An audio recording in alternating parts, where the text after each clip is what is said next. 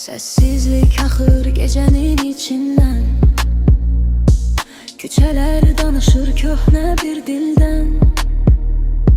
Külək pıçıldayır sirir kimi gizli, ay ışıq salır qaranlıq izli. Uzaqdan bir addım bir kölgə keçir, sükutun qoynunda xəyallar biçir. Ulduzlar titrəyir göyün sinəsində, gecə nəfəs alır səssiz nəfəsində.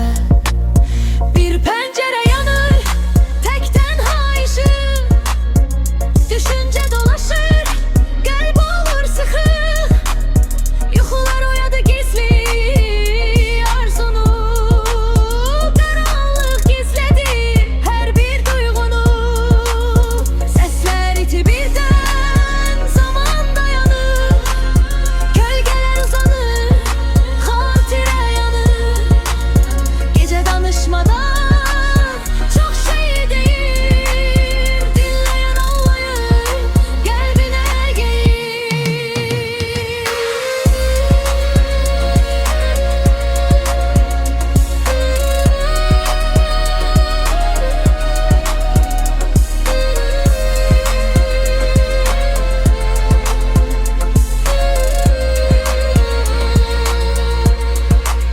Səhərə az qalır, sükut çözülür, gecenin səsi də yavaşca silinir.